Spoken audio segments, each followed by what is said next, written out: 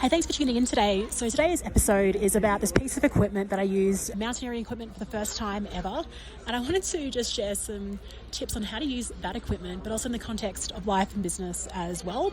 So what I'm talking about today are these tools called Crampons. And what you do is we're walking in conditions where it was absolutely freezing, but then the sun comes up and there's muddy sludge.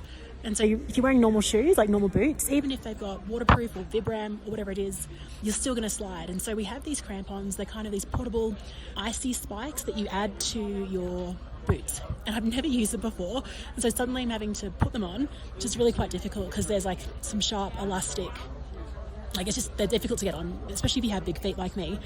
And then having to use them without ever being trained and how to use them. And so like as I was flooded, I was like a baby giraffe using these crampons, trying to navigate these icy conditions. And I tripped over myself a couple of times. Like I got my own icy spikes caught together. So at the end of the day though, Paul in the group shared some really helpful tips on how to actually use these. And if I'd had these tips earlier in the day, I probably wouldn't have struggled as much. In fact, I used the crampons today to get to Everest Base Camp, which, yes, successfully did that. Probably should do a whole episode on that.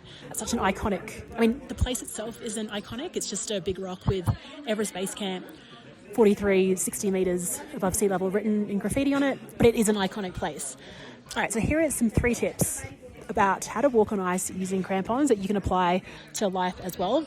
The first tip is to broaden your base and to actually widen your stance. What I realised is that, what I realised from this is how narrow my gait is, G-A-I-T.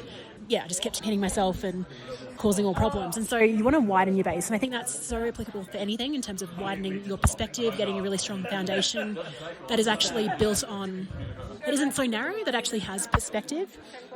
So yeah, that's rule number 1. Number 2 is to actually walk on the ice. What I mean by this is when you're wearing normal boots, you want to avoid the ice at all costs because you're going to slide everywhere.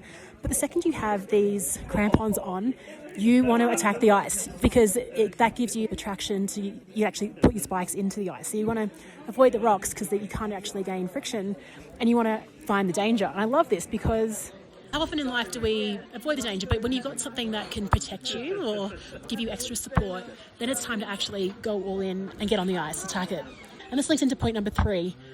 Rather than walking, so when I normally walk, and maybe yourself as well, like you don't flat foot it, like you walk with your heel or your toe first, most likely your heel. But when you're wearing crampons, you'd have to be really flat-footed. You have to stamp your foot into the ground, like just stamp your authority. And what I love about this is you've got to be decisive and you can't half-ass it. You've actually got to go all in.